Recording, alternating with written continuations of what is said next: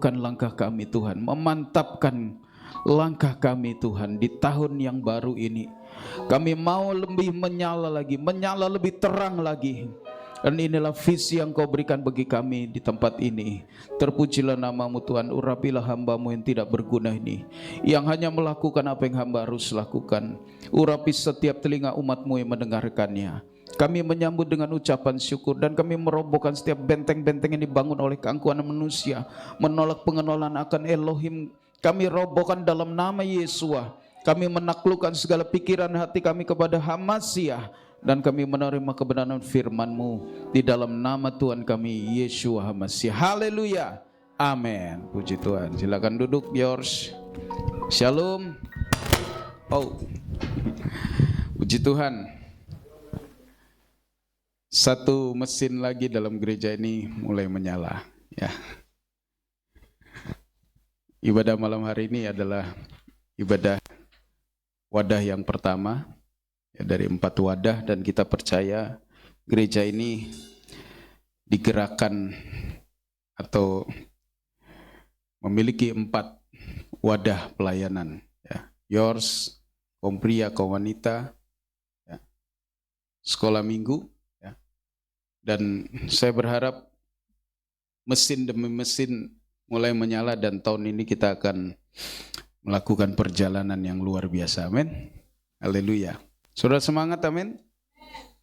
Ibadah perdana harus semangat. Haleluya. Saya bertanya kepada Tuhan, apa firman Tuhan yang akan disampaikan malam hari ini. Dan karena ini ibadah pertama, inilah waktunya untuk kita bekerja kembali. Ya, ada sekian bulan, 12 bulan dan sekian banyak ibadah pelayanan yang ada di depan kalian, ya. Dan yours adalah komunitas yang mengambil bagian dalam banyak hal di gereja ini. Karena kalau saya tidak salah 70% jemaat adalah yours, ya. Sisanya orang-orang tua. Jadi yours harus memiliki satu energi yang cukup untuk bergerak. Amin. Haleluya. Jadi malam hari ini saya ingin bicara tentang motivasi, saudara. Dan Anda tahu bahwa setiap kegerakan, setiap pergerakan membutuhkan motivasi. Orang bisa tidak bergerak karena dia tidak memiliki motivasi. Bahkan orang bisa berhenti, bahkan mundur karena dia tidak memiliki motivasi. Tetapi kita akan melihat lebih dahulu dari sebuah ayat dalam Keluaran 12 ayat 25. Mari kita melihat. Saya mulai dari sini untuk memahami betapa pentingnya kita beribadah kepada Tuhan. Ada banyak orang berkata bahwa ibadah bisa di mana-mana. Ya, benar saudara, tetapi ibadah yang sesungguhnya tidak seperti itu. Keluaran 12 ayat 25, firman Tuhan berkata demikian.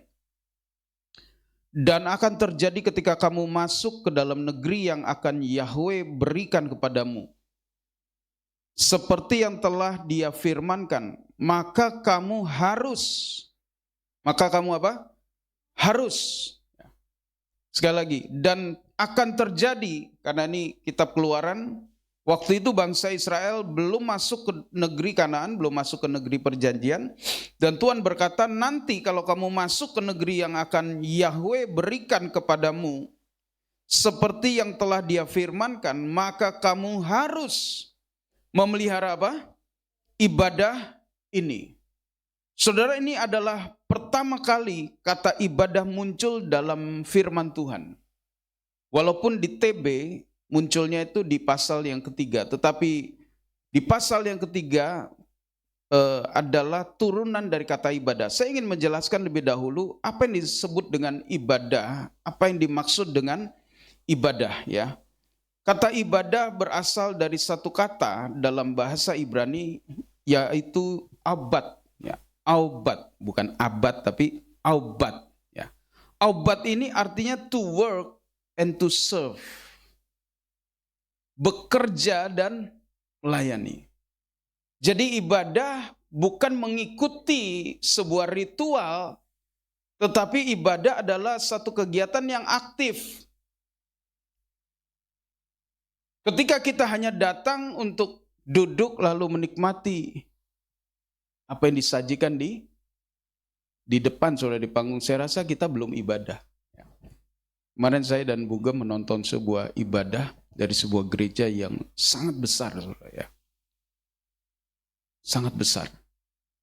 Dan kita melihat bahwa aktivitas itu terfokus pada yang di panggung. Di bawah banyak berdiam diri, ya.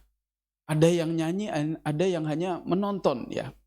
Saya rasa itu bukan ibadah. Setuju, saudara? Dari kata abad ini artinya to work and to serve and to worship too. Ya. Ibadah adalah bekerja dan melayani. Amin. Jadi yang melayani bukan hanya yang di panggung, tetapi semua yang ada di ruangan ini harus terlibat dalam sebuah pelayanan dan juga bekerja. Jadi ibadah adalah bekerja dan melayani. Kita bukan hanya bekerja di bidang kita, di bidang Anda masing-masing, di tempat Anda bekerja, tetapi ketika kita datang ke gereja, pahamilah bahwa kita sedang bekerja. Haleluya. Dan ada satu hal yang penting waktu kita bekerja. Saya mau tanya, Puji, kalau kamu bekerja sebenarnya untuk apa sih? Cari duit. Benar, itu jawaban yang paling tepat. Ya. Cari duit. Kalau kerja lalu nggak dapat duit, namanya apa? Volunteer. Ya. Volunteer itu tidak berhak menuntut upah, saudara. Tapi setiap orang yang bekerja, memang niatnya kerja, dia berhak punya upah nggak? Berhak. Nah, kalau ibadah adalah sebuah pekerjaan, bukan pekerjaan, sebuah aktivitas to work and to serve. Tentu to work and to serve bukan untuk dunia, bukan di dunia, tetapi di ladang Tuhan. Amin. Maka saya bisa katakan bahwa orang yang beribadah adalah orang juga yang berhak mendapatkan upah. Haleluya. Upah. Ya. Dan ternyata saudara, upah adalah salah satu bagian dari yang disebut motivasi. Saudara, kalau Anda belajar tentang motivasi, maka kita akan menemukan ada dua motivasi yang secara umum. Yang pertama internal atau intrinsic, dan yang kedua adalah eksternal. Motivasi berasal dari sebuah kata yang dari bahasa Latin, movere, yang berarti bergerak dan mendorong untuk bergerak. Jadi setiap pergerakan itu perlu motivasi. Anda tidak akan melakukan sesuatu kalau Anda tidak punya motivasi. Contoh, kenapa kalian minum? Haus. Ya. Orang pasti minum ketika dia merasakan haus. Itu yang namanya motivasi internal atau intrinsic. Dia merasa haus dan dia mencari air untuk melepaskan dahaganya. Tapi ada orang minum bukan karena haus, tapi karena dia mencapai sesuatu. Contoh, orang berkata, banyak minum supaya ginjalmu sehat. Ya. Banyak minum supaya kulitmu bening. Supaya kulitmu fresh, supaya kulitmu segar. Maka dia minum bukan karena haus. Mungkin dia nggak haus, tetapi dia punya target. Satu hari katanya harus minum berapa? 2 liter. Ya, tergantung berat badan juga ya. Mungkin kalau yang gemuk-gemuk harus ditambah sedikit. Soalnya motivasi adalah satu hal yang penting untuk kita miliki sebelum kita bergerak. Nah, tahun ini kita memiliki satu masa yang cukup panjang, waktu yang panjang di mana kalian harus bergerak. Amin. Yours harus bergerak, yours harus aktif, yours harus hidup. Saya rindu kita mengerti bahwa ibadah yang kalian lakukan setiap hari Sabtu dan juga bagi wadah-wadah yang lain yang nanti nonton juga adalah sebuah aktivitas yang harus. Firman Tuhan berkata apa? Harus. Haleluya. Harus. Dan itu adalah waktunya kita bekerja. Dan Anda butuh motivasi. Jadi hari ini atau ibadah perdana ini saya ingin bicara tentang motivasi. Apa sih yang memotivasi kalian untuk beribadah selama ini? Ya. Ada yang mungkin berkata, ya kalau saya tidak ibadah nanti papa mama akan nyanyi lagi di rumah. bukan nyanyi lagu kidung pujian tapi ngomelin saya ya. Ya kalau saya nggak ibadah nanti nggak enak sama temen ya, sama pengurus diteleponin ditanyain ya. Ya mungkin itu motivasi yang bekerja selama ini dalam diri kalian. Oh saya mau beribadah karena saya suka main musik. Kalau saya datang ibadah saya bisa main musik. By the way mana ini pemusik ya? Kayaknya hilang satu, tolong dicari. Ke toilet, oke. Asal jangan ke toko sebelah. Ada banyak motivasi yang mungkin menggerakkan kalian. Ya, saya ambil contoh deh. King, kenapa beribadah? Jujur King, kenapa malam hari ini beribadah?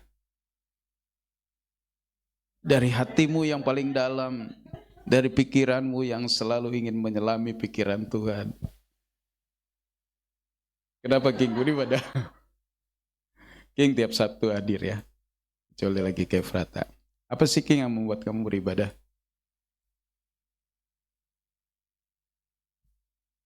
Hah? Karena pelayanan. Ya. Jadi kalau nggak ada jadwal pelayanan, nggak perlu ibadah. Hah? Oh dia Frata. Kalau Yose? Karena pelayanan ya. Kalau saya tanya satu-satu, jangan-jangan semua jawabannya karena pelayanan. Baik yang pelayanan atau enggak ya.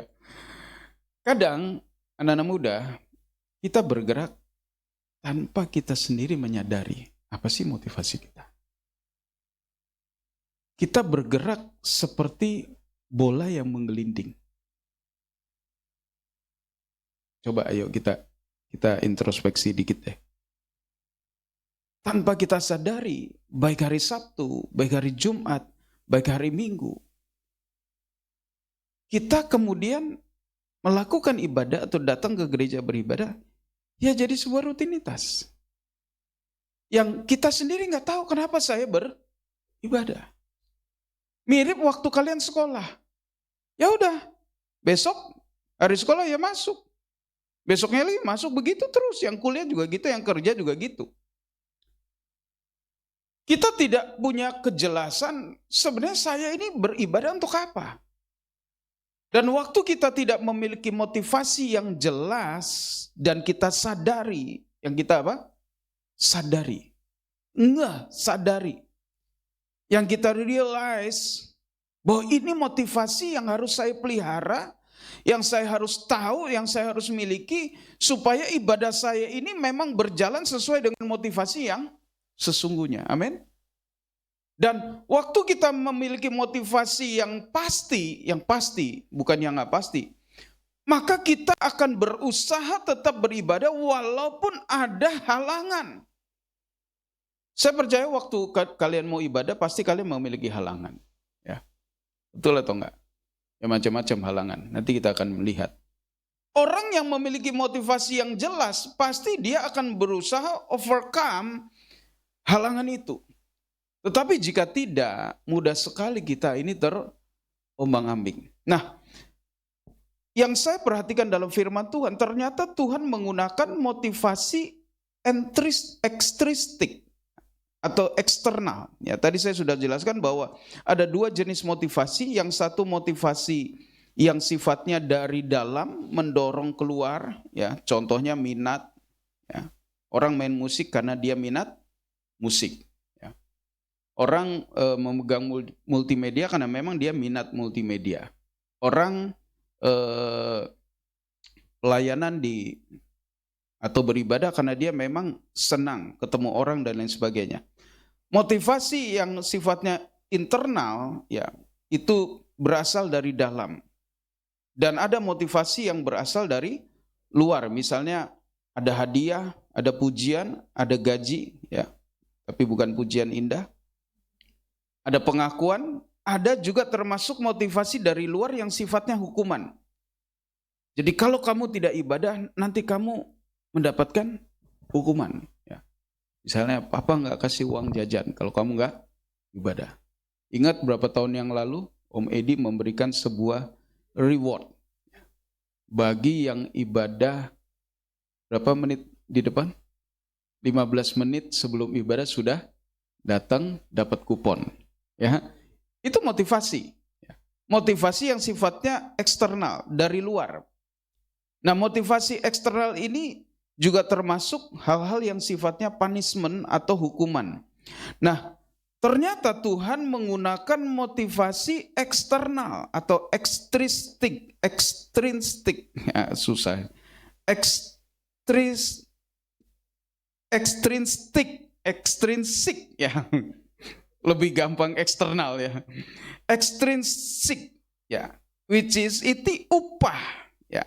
Ada dua upah dalam motivasi eksternal, yaitu upah yang disebut yang berupa gaji, ya. Kalau kalian bekerja di kantor, kalian dapat gaji di akhir bulan dalam rupa uang, ya, entah itu rupiah atau dolar.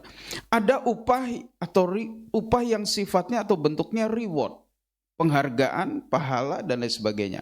Kalau kalian perhatikan, yang mungkin pernah ke Ancol, ke apa itu gelanggang, apa itu yang ada lumba-lumba?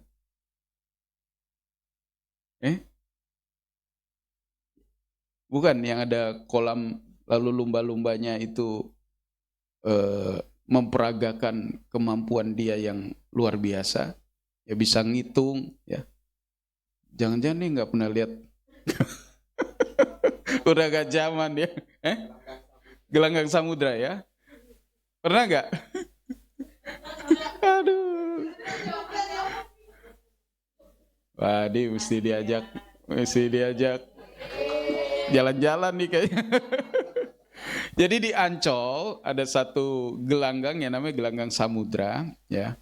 Di situ ada kolam besar yang di dalamnya ada ikan, dipelihara ikan lumba-lumba, ya.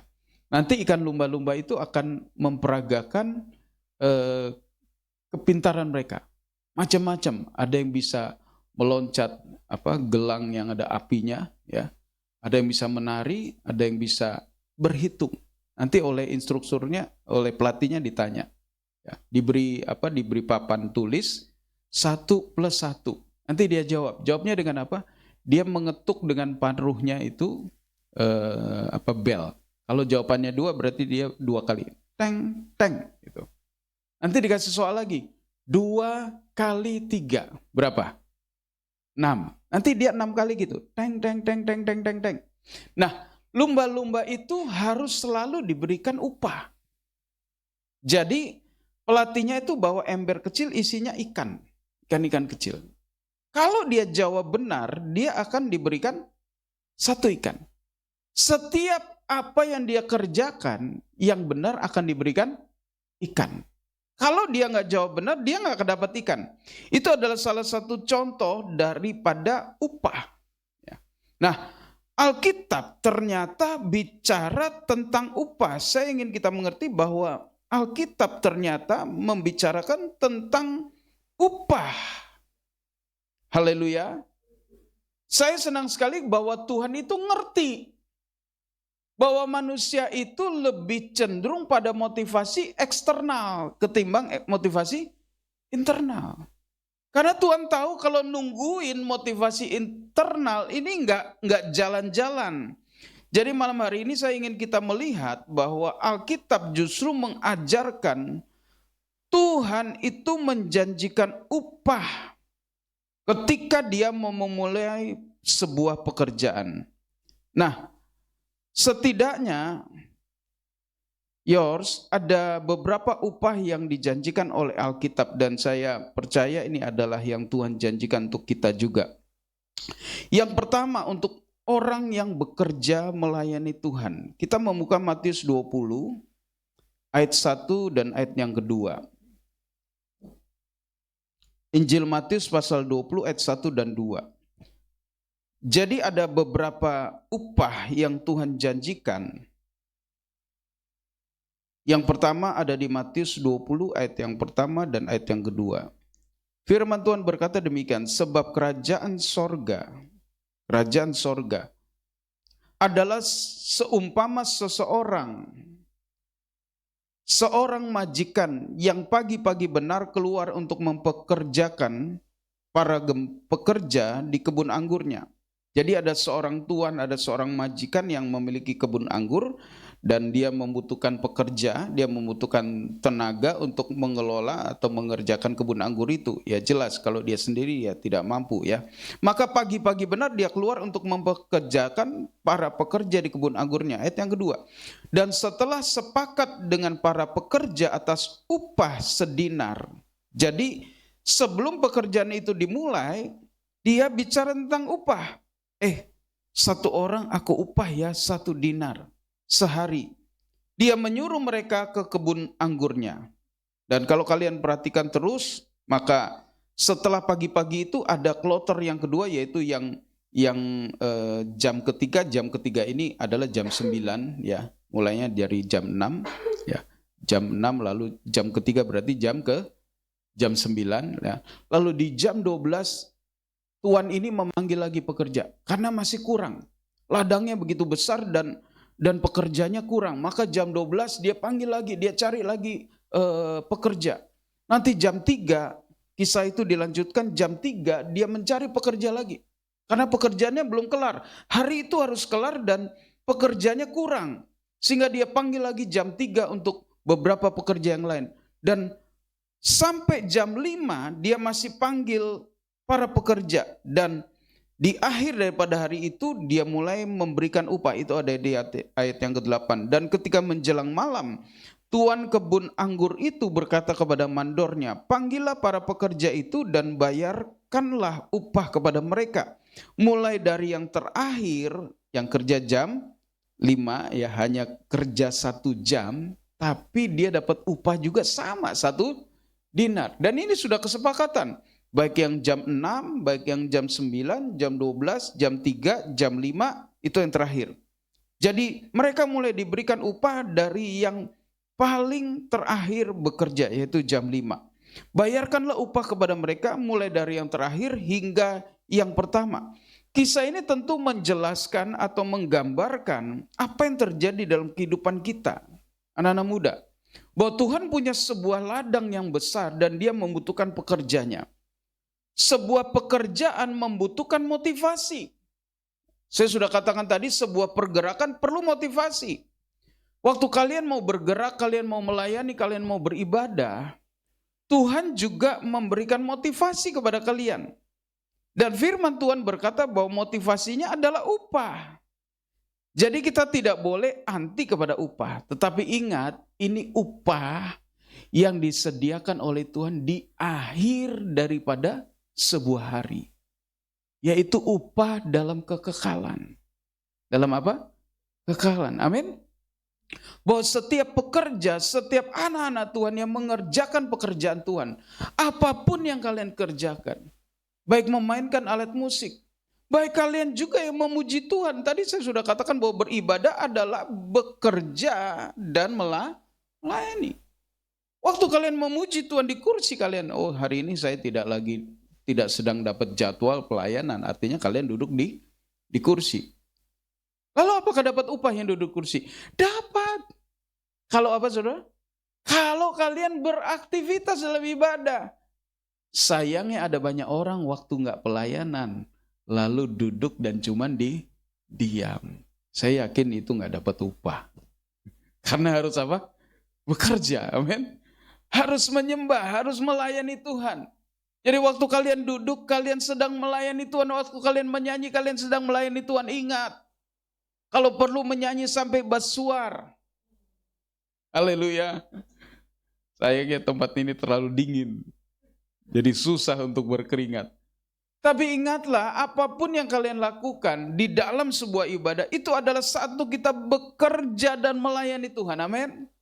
Lakukan setiap hal dalam ibadah dengan sungguh-sungguh. Bahkan yang menyiapkan kursi, yang membukakan pintu, yang menyiapkan ruangan. Jangan hanya Kak Tony dan Kak Yordan yang menyiapkan ruangan. Ayo anak-anak muda terlibat dalam menyiapkan ruangan. Amin. Mungkin di next kita bisa bikin jadwal menyiapkan ruangan. Amin. Ya. Ada kawan saya di luar negeri, gembala di di Perth, di Perth. Jadi di luar negeri nggak ada pengerja. Semua dilakukan oleh jemaat. Maka gereja itu membuat tim-tim untuk setiap minggu bertugas.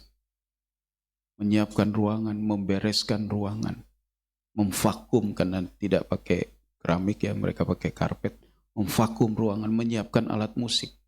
Karena mereka sewa gereja, ya gereja orang bule, jadi mereka punya alat musik sendiri, setiap mau ibadah mesti pasang alat musik. Selesai ibadah, bongkar lagi, simpan lagi di gudang. Ya. Dan itu dilakukan setiap kali mau ibadah. Saya yakin kalau kalian mengerti bahwa Tuhan itu menyediakan upah, amin. Upahnya bukan dari bagem loh. Upahnya dari siapa? Sang Tuhan, amin. Apapun yang kalian kerjakan dalam ibadah, baik sebagai jemaat, baik sebagai pelayan Tuhan, ada upah. Jadi ini yang Tuhan lakukan untuk membuat para pekerja itu bekerja, bergerak. Nah, yang kedua mari kita lanjutkan. Upah apa sih yang disediakan juga oleh Tuhan untuk kita? Jadi upah ini ternyata efektif untuk membuat para pekerja itu bersemangat bekerja. Ya. Lukas 6 ayat 22, mari kita membuka firman Tuhan. Lukas 6 ayat 22 dan 23. Berbahagialah kamu manakala orang-orang membenci kamu dan manakala mereka mengucilkan kamu dan mencaci maki serta menyingkirkan namamu sebagai yang jahat karena anak manusia. Ya, anak manusia ini maksudnya Yeshua.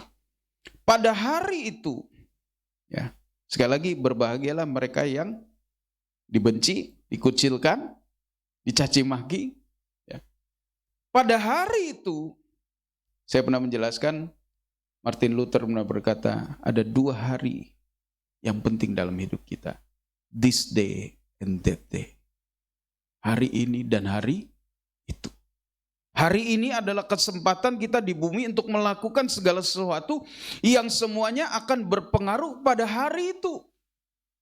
Kalau kalian beribadah, melayani Tuhan sungguh-sungguh, saya percaya di hari itu nanti kalian akan mendapatkan yang pantas kalian dapatkan. Amin.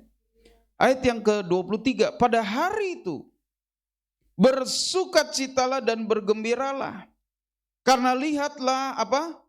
Upahmu besar di sorga. Karena berkaitan dengan hal itu para leluhur mereka selalu melakukan kepada para nabi. Ternyata para nabi pun memperoleh perlakuan yang sama, dan saya percaya upah mereka besar di sorga. Jadi kalau kalian mau mendapatkan upah yang besar di sorga, jangan takut untuk dikucilkan, jangan takut untuk dibenci, apalagi jangan takut untuk dicaci. Mungkin ada waktu kalian sedang meninggalkan rumah, ada di gang yang bilang gini, mau kemana malam minggu? Misalnya ya. Lalu kalian jawab, mau ke gereja. Ke gereja? Hari gini ke gereja? Tapi berbahagialah yang tidak mendapatkan itu. Tapi saya yakin tantangan yang kalian dapatkan itu memicu upah yang besar. Amin. Haleluya. Jadi upah yang kedua adalah upah karena kalian mendapatkan tantangan dan hambatan. Ya. Kalau mau ibadah pasti ada tantangan dan hambatan. Ya. Hambatannya apa? Ya, sikap-sikap dari orang di sekitar kita. Yang ketiga, mari kita melihat 2 Yohanes 1 ayat 7 dan 8. Upah yang disediakan ketika kita mempertahankan iman. 2 Yohanes 1 ayat 7 dan 8. Jarang buka surat Yohanes ya. Surat Yohanes ditulis oleh Rasul Yohanes untuk menghadapi para penyesat. 2 Yohanes 1 ayat 7 dan 8. Sebab banyak yang menyesatkan telah muncul ke dunia, Merekalah yang tidak mengakui Yeshua HaMasyiah yang datang dalam daging. Saya pernah menjelaskan ini bahwa tantangan gereja salah satunya adalah orang-orang yang mengatakan bahwa Yeshua itu tidak benar-benar manusia. Tetapi ini adalah kesesatan. Kalau Yeshua tidak benar-benar manusia, maka dia tidak bisa mati di kayu salib. Amin. Dia harus lahir sebagai daging. Kai hologos dan sang firman itu. Kai hologos. Sarx itu daging. Egeneto itu lahir atau dilahirkan. Jadi bukan menjelma menjadi manusia. Ini agak kurang tepat. Kalau menjelma itu kok kayak di dunia okultisme ya. Manusia bisa menjelma jadi babi ngepet. Tahu? Ya siluman, betul itu. Tahu babi ngepet? Ya. Orang-orang yang menggunakan kuasa gelap itu kalau mereka mau melakukan sesuatu yang jahat, mereka menjelma menjadi babi. Nanti dikejar nih babi ngepet. Dibunuh, begitu dibunuh balik lagi jadi manusia. Itu namanya menjelma. Ada yang menjelma jadi apa lagi? Buaya, betul. Waktu Buga melayani di Kalimantan, ya tiba-tiba di bawah ranjangnya itu bunyi. Pas dia nengok, buaya. Buaya dengan mata yang merah. Wah, itu tantangan di Kalimantan seperti itu. Di Jakarta mungkin enggak. Saya pernah diceritakan oleh tetangga yang dulu tinggal di belakang sudah mati, yang namanya Pak Pono. Jadi kenapa ini disebut hutan kayu? Karena memang dulu adalah hutan. Dan nama-nama jalannya semua nama-nama pohon. Secang itu pohon secang. Ya. Ada gang mangga, ada gang apa lagi tuh? Jeruk nanas, ya. Serikaya, benar. Karena ini semua hutan. Jadi jalan hutan kayu itu dulu jalan kecil, jalan setapak. Dan dia bilang, Pak, dulu banyak babi ngepet. Jadi tempat ini atau daerah ini adalah daerah yang penuh kuasa gelap. Ular-ular jadi-jadian. Ya. Tetapi Yeshua, dia bukan jelmaan, amin. Haleluya. Dia sang firman, hologos yang lahir menjadi daging. Dan itulah yang dihadapi oleh gereja di abad yang pertama. Karena Rasul Yohanes hidup sampai sangat tua, sampai usia 90-an ya. Sekitar abad pertama dia masih hidup. Dia menghadapi para penyesat yang mengatakan bahwa Yeshua Masiah datang bukan dalam daging. Dia inilah yang menyesatkan dan anti Hamasiah. Ayat yang ke-8. Lihatlah dirimu sendiri supaya kita tidak menghancurkan apa yang telah kita kerjakan. Sebaliknya kita dapat menerima penghargaan atau reward. Saya tadi katakan di depan bahwa upah ada dua macam, dalam bentuk uang dan dalam bentuk yang bukan uang. Contoh kalian memenangkan sebuah kontes, kalian dapat upah apa? Medali, ya, atau piala, atau piagam. Lalu kalian pulang, kalian gantung medali itu atau pajang piala itu adalah upah. Ya. Nah, saat mau ibadah, saya percaya kalian harus meneguhkan iman kalian. Mungkin waktu mau ibadah ada teman yang ajak, ya, yuk kita ke mall misalnya, ya, malam minggu kan, ya, ayo kita jalan-jalan, itu godaan, ya. Atau mau ibadah tiba-tiba hujan. Kalau hujan enak apa? Tidur. Ya. Apalagi di situ ada Indomie. Oh, yang cowok mungkin ada kopi, ya. Ini tantangan iman, ya. Mau ibadah masih ada PR. Masih ada belum belajar ulangan, hari Senin mau ulangan, belum selesai belajar. Ini tantangan, ini tantangan anak muda. Tapi ketahuilah kalau kalian terus maju datang ibadah, ada upah untuk kalian. Amin. Ya. PR nanti bisa, belajar nanti bisa, ibadah dulu. Amin. Ada upah untuk kalian. Tapi ingat, 3 upah yang saya sampaikan tadi adalah upah di sorga. Haleluya. Upah dalam kekekalan. Lalu kalian mungkin bertanya, jadi di bumi ada upah nggak? Ada. Yuk kita lihat sekarang, Yohanes pasal 6. Ya.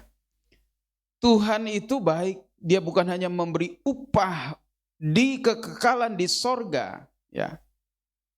Mungkin kalian pikir, aduh lama banget terima upahnya di sorga. Teruslah maju, teruslah bergerak, teruslah melayani karena upahmu menanti di sorga. Amin. Kalian tahu kenapa orang-orang begitu militan? Ya. Tadi saya ngobrol sama Yonatan, ya. Yonatan Melkisedek ya. Iya benar ya. Kita bicara tentang kondisi di China. Ya. Kalau kalian ada di China, kalian nggak bisa main-main menjadi Kristen. Kalian harus benar-benar. Kalau tidak, kalian akan tersingkirkan. Gereja di sana berkembang luar biasa, tetapi dalam tekanan. Makanya yang banyak adalah gereja bawah tanah.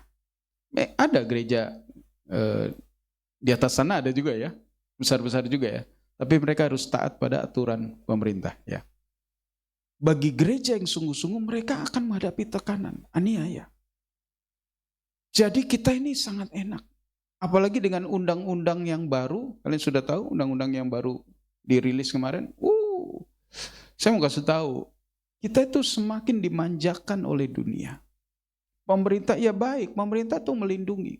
Sekarang orang nggak boleh teriak-teriak di depan sementara di ibadah. Itu pidana langsung. Undang-undangnya itu bagus banget. Produk undang-undang.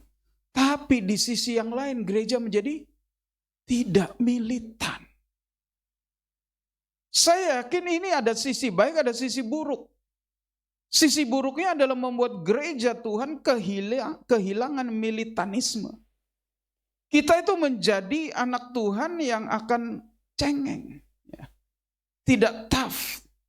Tidak punya, beda dengan yang di China. Jadi, dan kita bicara tadi juga tentang bagaimana waktu orang Yahudi berusaha dimusnahkan di Jerman ya. Masih ingat itu peristiwa Holocaust ya. Jadi ada beberapa yang lari ke Shanghai ya. Ke Shanghai. Tahu Shanghai? Sebelahnya Senen. Bukannya di Kelapa Gading itu, apa itu Little Shanghai ya.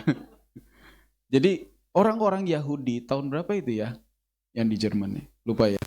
Itu pernah berusaha dimusnahkan oleh Hitler ya. Karena Hitler ini sebenarnya Kristen ya, tapi dia menganut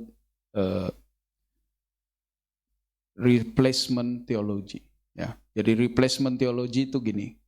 Teologi yang memberikan pengajaran bahwa orang Yahudi itu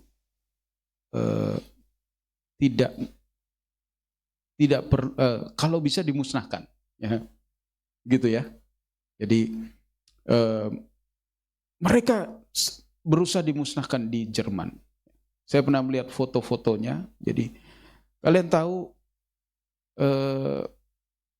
mereka punya tempat tidur itu. Kalau nggak salah saya punya bukunya. Saya punya satu buku yang judulnya Life, The Life kalau nggak salah. Itu di dalamnya ada foto-foto yang macam-macam foto. Dan di antaranya adalah foto orang Yahudi yang sedang dikurung di Jerman. Jadi umpama ruangannya segini, ini dibagi. Mungkin dibagi 4. Jadi mereka punya tempat tidur itu jarak badan mereka dengan atasnya itu cuma segini. Mirip pepes, tahu pepes? Ya. Jadi mereka disimpan di barak-barak yang tempat tidurnya itu bukan tingkat 2. Kalau di asrama kan tingkat 2. Ini bertingkat-tingkat. Jadi satu orang itu dengan badannya dengan ranjang atasnya itu cuma segini.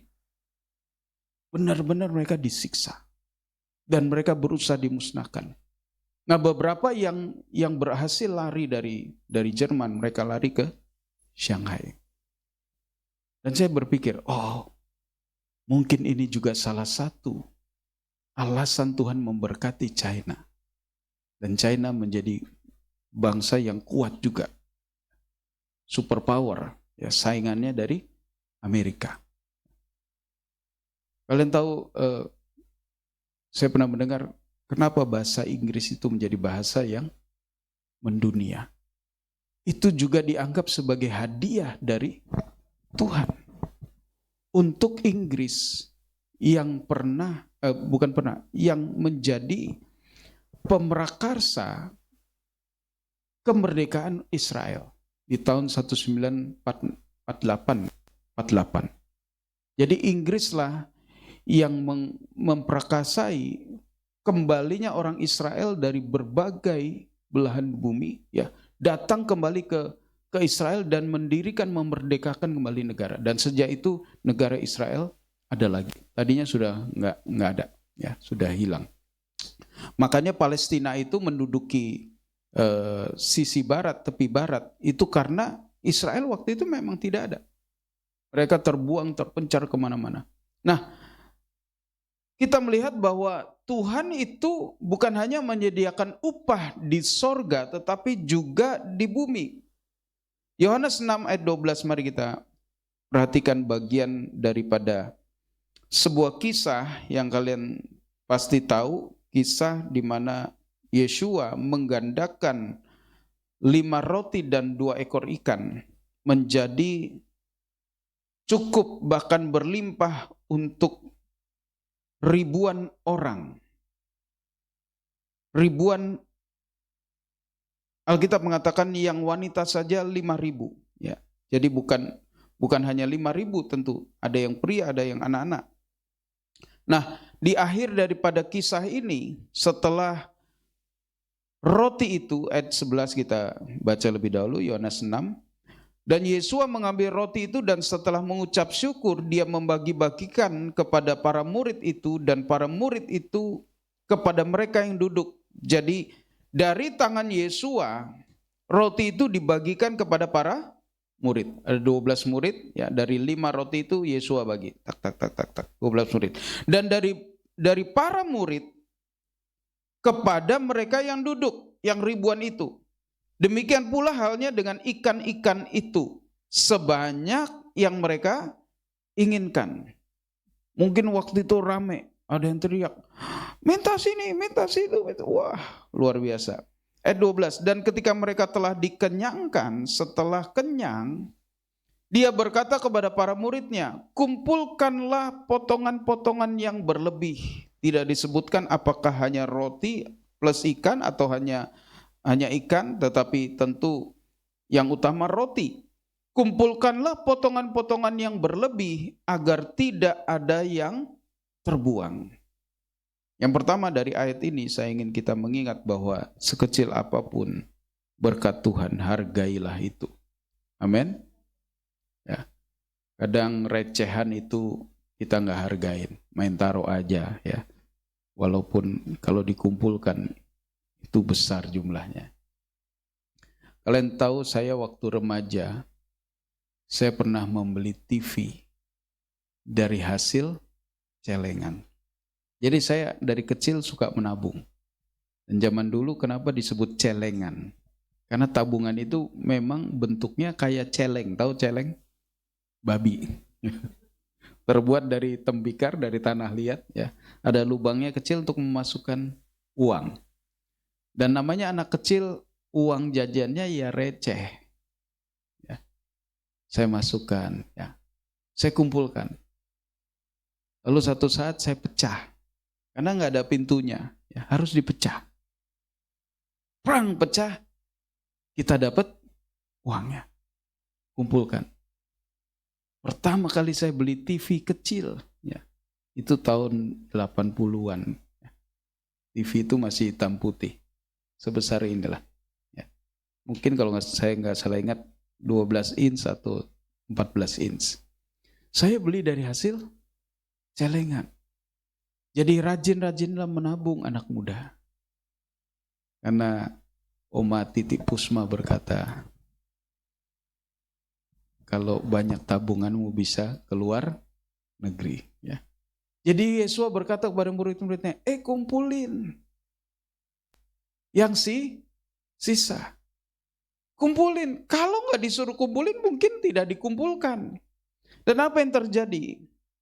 Ketika perintah untuk mengumpulkan potongan yang berlebih, ayat 13, kemudian mereka mengumpulkan dan mengisi 12 keranjang dengan potongan-potongan dari 5 roti jelai itu. Tidak disebutkan di mana ikannya.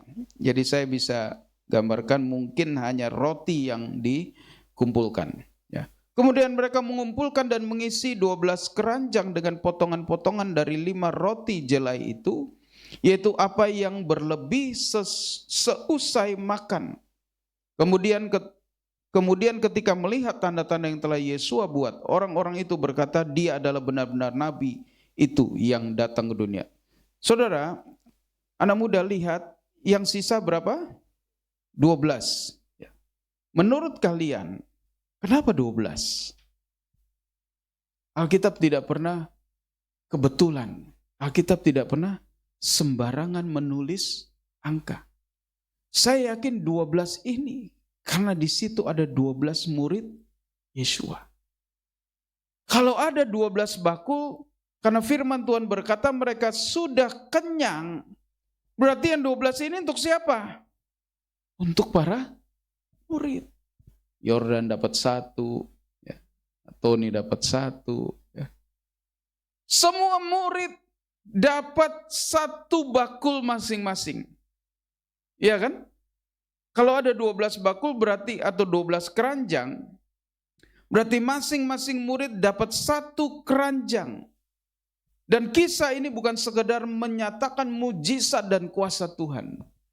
Saya yakin Tuhan tidak hanya ingin membuktikan kuasanya dan mujizatnya, tetapi lewat kisah ini kita dimotivasi bahwa ada berkat ketika kita bekerja. Bukan nanti upah di sorga, tapi di bumi kita dapat upah. Haleluya. Mungkin itu tidak sebanding, ya, tetapi anggaplah itu bonus. Bonus itu kan dapat puji Tuhan, nggak dapat ya sudah. Tapi apakah Yeshua tidak memberikan upah? Memberi. Dia kasih tiap murid 1 keranjang. Kita nggak tahu seberapa besar keranjangnya, tapi saya percaya mereka pulang dengan senang. Kita udah kenyang masih dapat bonus 1 keranjang. Artinya apa anak muda? Bukan hanya upah di sorga yang menanti kita, tapi di bumi ada keranjang-keranjang berkat. Kalian mau diberkati, amin? Luar biasa. Yang sekolah diberkati. Yang kerja diberkati. Haleluya. Asal jangan lupa mengembalikan milik Tuhan. Ya, saya mau ingatkan anak muda. Kalian harus belajar mengembalikan milik Tuhan. Karena itu adalah kunci berkat. Kunci apa? Berkat. Kembalikan milik Tuhan sebab itu milik Tuhan. Yang mau dapat bonus di bumi harus juga setia dengan Tuhan. Jadi ayat ini tidak hanya menceritakan tentang kuasa Tuhan dan mujizat Tuhan, tetapi juga bonus yang Tuhan sediakan bagi mereka yang sungguh-sungguh melayani Tuhan. Tahun 2026 ini mari kita menyala lebih terang. Amin. Ya, saya berdoa supaya anak-anak muda diberkati oleh Tuhan. Bukan hanya upah menanti di sorga, tetapi di bumi kalian dapat bonus. Yang bekerja dapat bonus, naik gaji. Amin. Yes. Jangan gajinya gitu-gitu aja. Yang pertama apa? Bekerja semakin giat untuk Tuhan. Puji Tuhan. Haleluya. Mari kita tunduk kepala biar firman Tuhan menjadi motivasi bagi kita malam hari ini. Haleluya.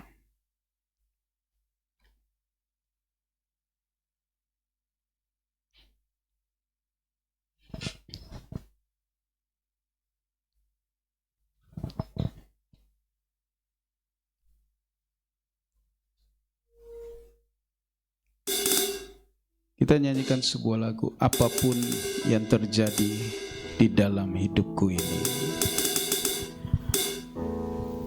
Apapun yang terjadi di dalam hidupku, selalu ku berkata, Tuhan Yesus baik.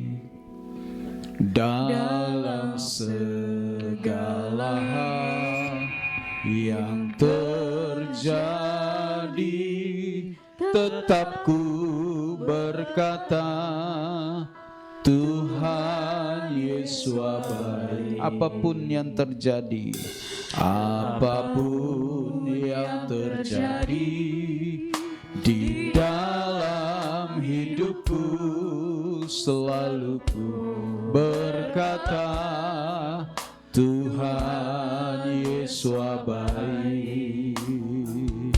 Dalam segala hal yang terjadi, tetap ku berkata, Tuhan Yesus baik. Ku sembah Kau, ku sembah Kau, ku sembah Kau.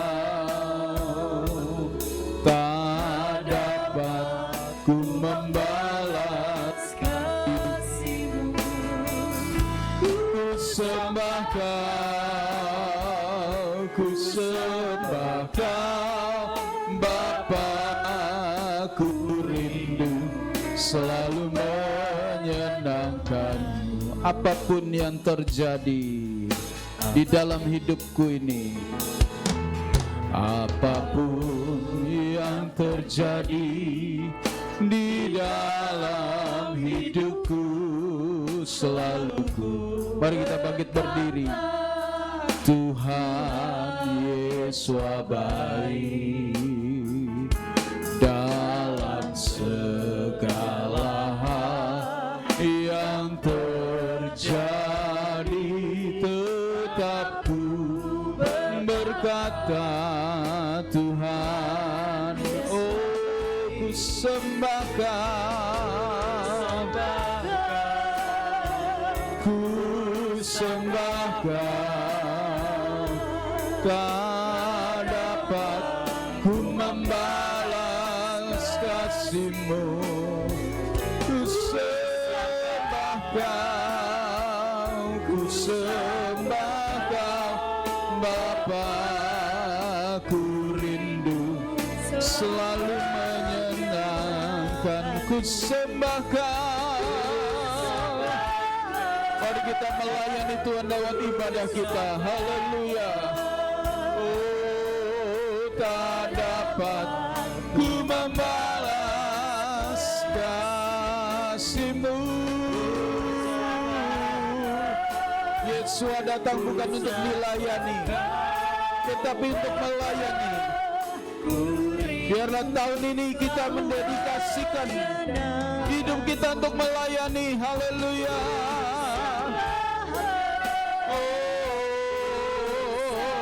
Ku sembah Kau.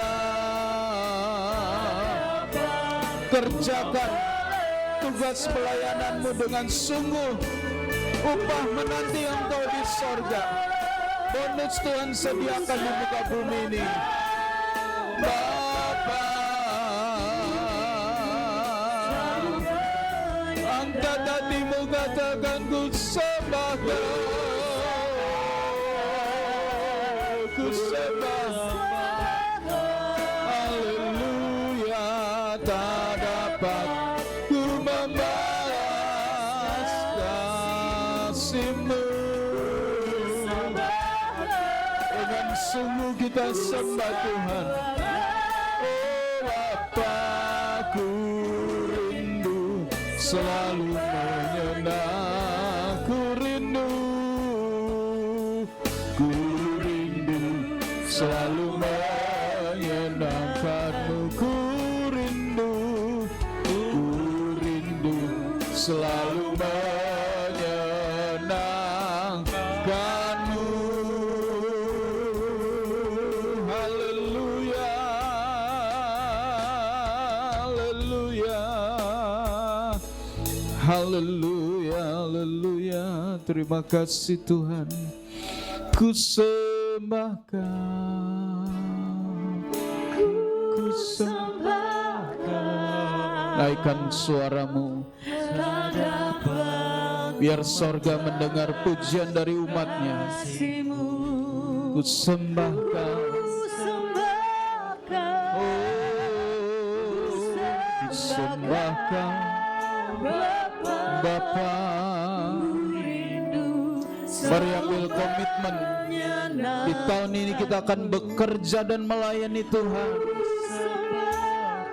dengan lebih giat, lebih menyala. Haleluya. Oh, ku sembahkan, ku sembahkan Bapa. Sekali lagi yang rindu katakan, ku sembah Kau.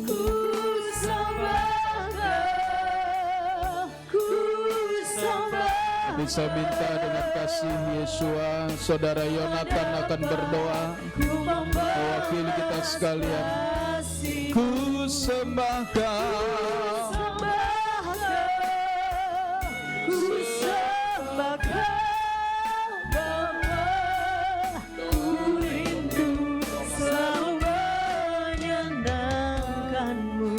Sembah Kau, sembah Kau, sembah Kau, Yesus Tuhan. Tak dapat ku membalaskan. Mari saudara, sebelum kita berdoa, angkat kedua belah tanganmu, angkat seluruh hatimu. Bapa, ku rindu selalu ku sembah Kau. Mari persiapkan hati dan hidupmu, biar malam hari ini kita menjadi mezbah yang hidup di hadapannya, mengawali tahun 2020. Haleluya. Ku sembah Kau Bapa, ku rindu selalu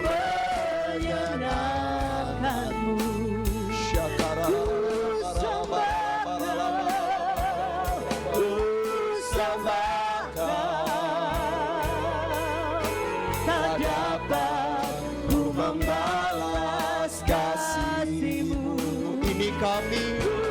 Sembah Kau, ya Tuhan, ku sembah Kau Bapa, ku rindu selalu menyenangkan. Mari bermazmur.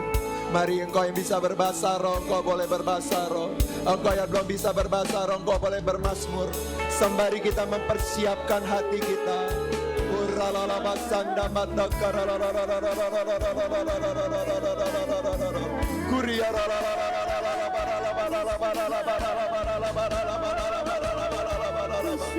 Sampai api yang dari langit itu turun menyambar hidup kami. Kami yang rindu membawa komitmen kami. Bapa Yahweh, kami berseru.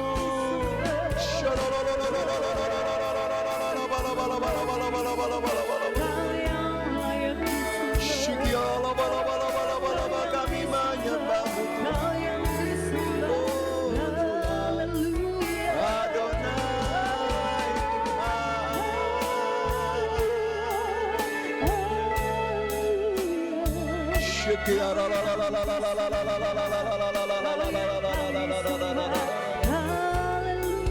Terima kasih Tuhan.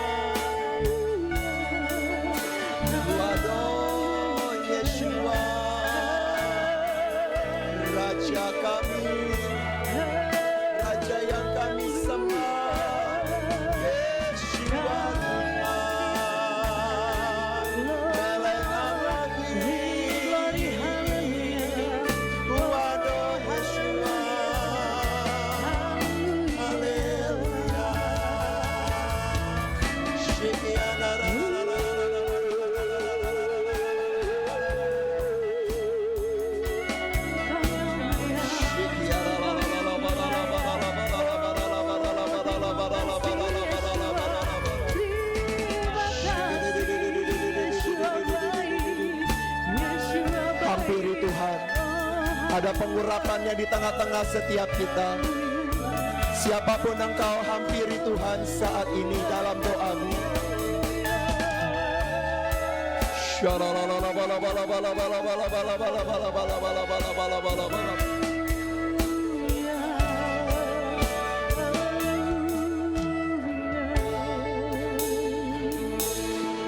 Saudara, ada pengurapannya di tengah-tengah setiap kita. Saya tahu persis apa yang hari ini Pak Bapak Gembala sampaikan itu adalah isi hati Tuhan buat setiap kita. Ada pengurapannya di tengah-tengah setiap kita, jangan takut. Roh Kudus sedang berbicara kepada hatimu. Apa yang mau engkau naikkan sebagai komitmenmu di sepanjang tahun ini? Apa yang menjadi resolusimu di tahun ini? Biar itu melayani Tuhan, baik dalam gereja maupun dalam dunia sekuler. Biar itu melayani Sang Raja. Mari angkat kedua belah tanganmu di hadapan Tuhan. Sebagai tanda engkau membawa hidupmu menjadi persembahan di hadapan Tuhan. Anak-anak muda Kinamon, stop bermain-main dengan hidupmu. Malam hari ini seiring engkau menyerahkan itu di hadapan Tuhan, api dari surga itu akan menyambar. Dan engkau menjadi korban yang hidup. Dan hari ini engkau akan melihat upahmu adalah seperti Elia Tuhan. Double portion. Kau terima seperti Elisa, double portion.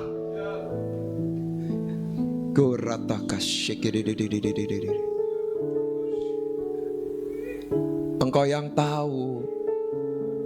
Engkau mau rindu, Tuhan, aku mau perbaharui komitmenku. Seperti hari ini apa yang Bagem sampaikan. Itu aku Tuhan. Itu aku Tuhan. Itu aku Tuhan. Angkat tanganmu tinggi-tinggi.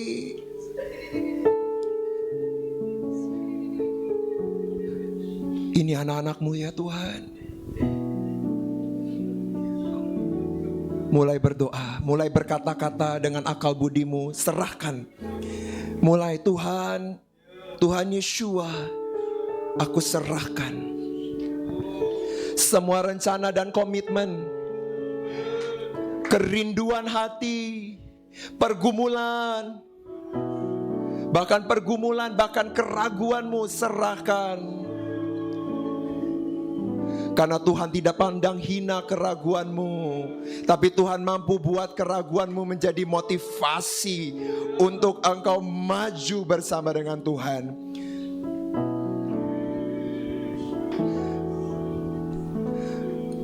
Bapa Yahweh yang kami sembah di dalam nama Tuhan Yeshua, hari ini hamba-Mu bersama dengan Bagem Tuhan, bersama dengan para hamba-hamba Tuhan yang ada di tempat GPDI Kinamon ini Tuhan, menyerahkan jemaat anak-anak muda yours ini Tuhan. Seiring mereka saat ini mengangkat tangan mereka sebagai tanda mereka berserah, sebagai tanda komitmen baru itu mereka naikkan ke hadapan Tuhan. Bapa, hari ini biar api yang dari surga itu menjamah Tuhan, membakar korban persembahan itu Tuhan, dari mimbar depan hingga yang ke paling belakang di dalam nama Tuhan Yeshua. Biar Tuhan Engkau yang berkenan. Banyaklah rancangan pada hati manusia, tapi kehendak Yahweh lah yang digenapi. Kami percaya komitmen kami di tahun 2026 ini, oleh karena kasih karunia-Mu, boleh berjalan dengan baik. Satu pesan profetik impresi yang Tuhan taruh di hati saya. Ada engkau yang masih bermain-main dengan Tuhan. Mari layani Tuhan dan bekerja. Orang yang dewasa bekerja. Anak-anak itu bermain-main. Yours Kinamon adalah anak-anak yang dewasa. Yours Kinamon adalah anak-anak yang tahu bekerja. Hari ini pengurapan Tuhan turun ke atas setiap kita, mengurapi setiap komitmen kita. Doa saudara, Tuhan itu saya merasa Tuhan itu taruh komitmen itu, ada listnya, seperti ada list itu Tuhan taruh di hatimu, serahkan, berdoa, Tuhan mampukan. Terima kasih Tuhan, terima kasih. Engkau terima Tuhan kerinduan hati kami. Terima kasih. Di dalam nama Tuhan Yeshua, Kami bawa Tuhan kerinduan dan komitmen kami sepanjang tahun sipil 2026 ini ke dalam tangan belas kasihan-Mu, dalam tangan penyediaan-Mu, dalam tangan kasih karunia-Mu, dalam tangan kekuasaan-Mu. Beshem Yeshua HaMashiach kami berdoa. Haleluya. Benar.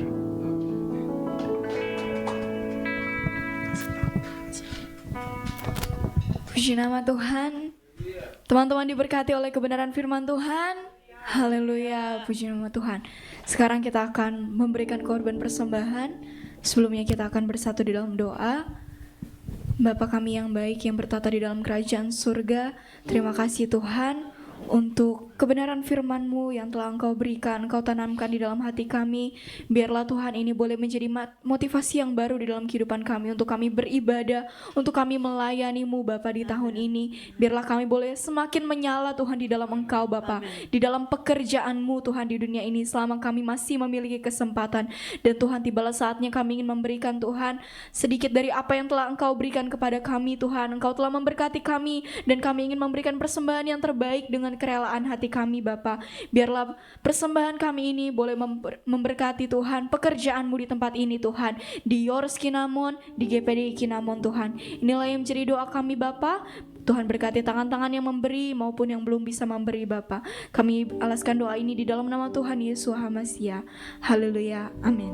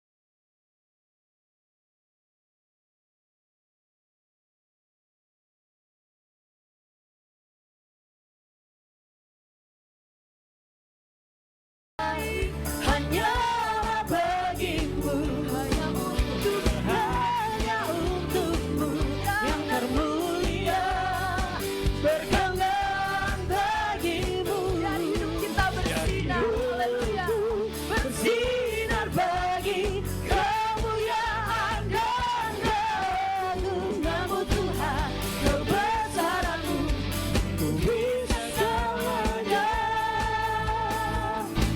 Beri yang terbaik. Amin. Haleluya.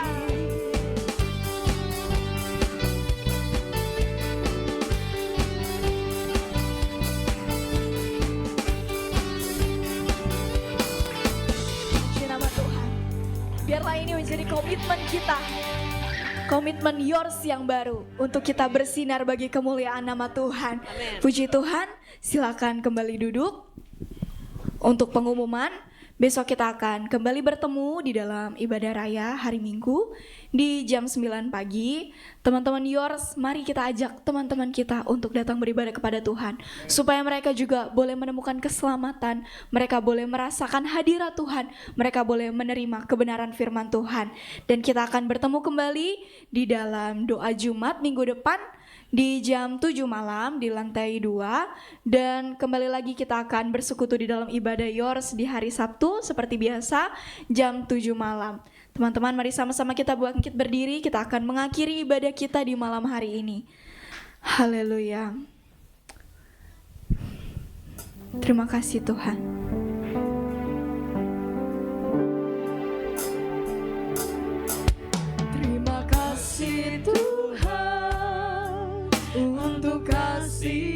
setiamu yang ku alami dalam hidupku.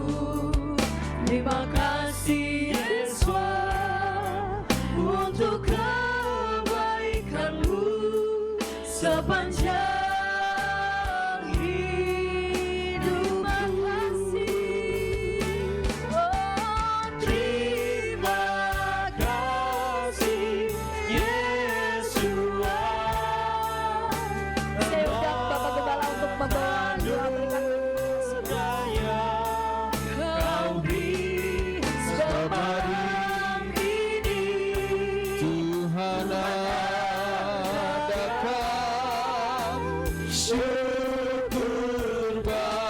sebab malam hari ini, sebab malam ini Tuhan berkati,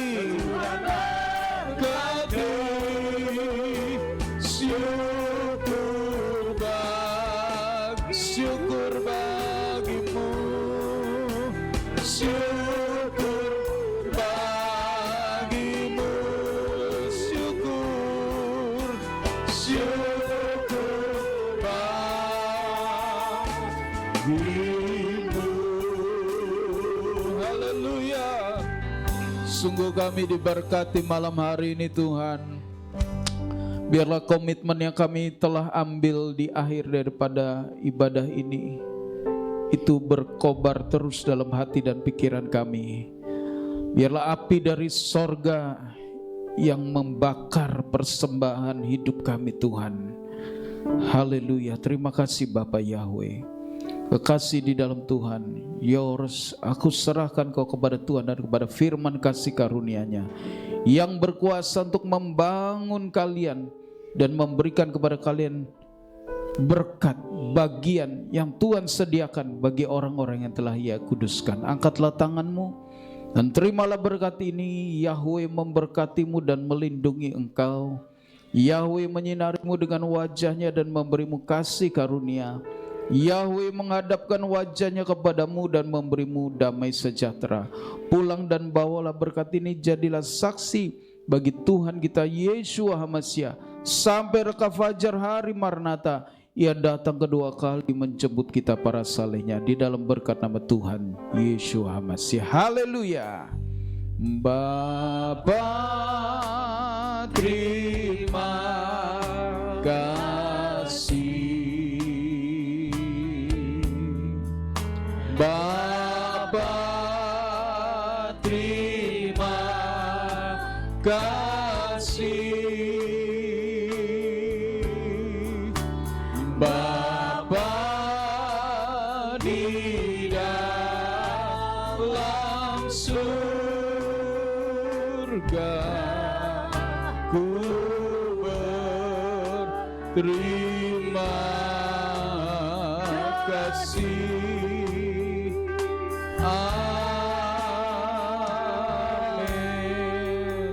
Haleluya.